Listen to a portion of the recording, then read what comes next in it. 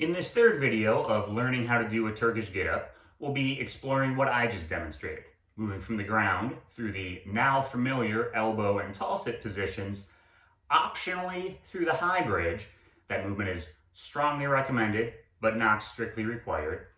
In either case, arriving at half windmill. Let's begin with review. From a lying neutral position, one arm will remain close to the body, out of the way. The same side leg comes up and outside the hip, planting with a flat foot. The opposite elbow plants on the ground closer to the hip than to 90 degrees, 45 degrees or closer. The planted leg rolls, the other one remains inert. The planted arm pulls to the elbow, very tall from the shoulder, long in the spine. From there, moving to tall sit, locked in the elbow, still very tall in the spine. And this position is now critical for the high bridge. The arm is already locked out straight, ready to act as a strong support. The lat is already engaged to depress the shoulder, and the back of the shoulder is already on to keep the front of the chest open.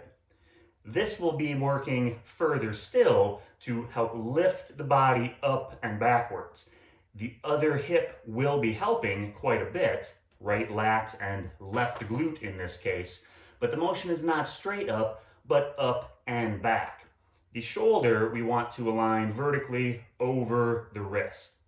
So from tall sit, the movement to high bridge lifts up and back, squeezing strongly the arms, lat of the planted arm and the glute of the planted leg. Both that palm and the other heel remain flat to allow more power from those big extensors. The hips are turned as much towards the ceiling as possible. The straight leg is allowed to press into the ground. In fact, it very much helps to create that lift. The only thing we don't want is the bent leg to be caving in. That leg turns out and open the whole time to keep the hips towards the ceiling, the chest towards the side wall, and the shoulder directly over the wrist. That is the most challenging position muscularly of a Turkish get-up for most people, even with body weight, because it relies on lat and shoulder muscles that are contrary to the patterns of typical modern life, which is exactly why it's good to work. However, it does mean that if the high bridge proves challenging, but progression is still desired, there's a modification.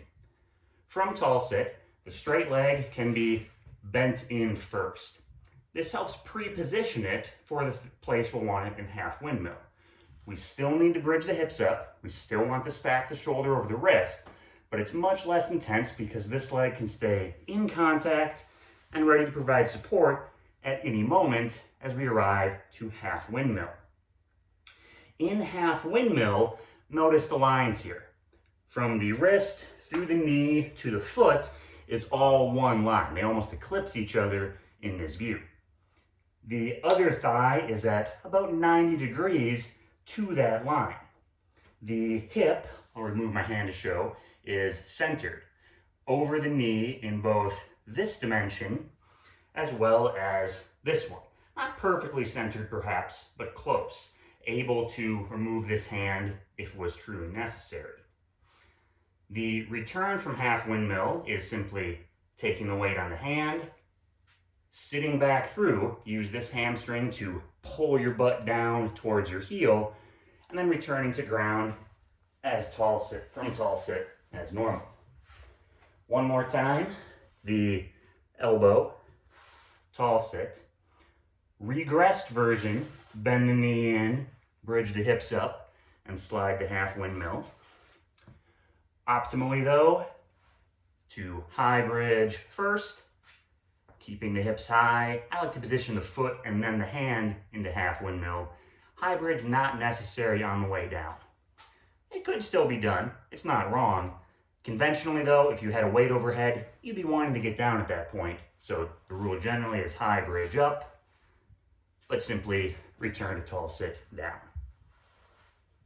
In the next video, we'll be covering how to arrive at half windmill from the top down.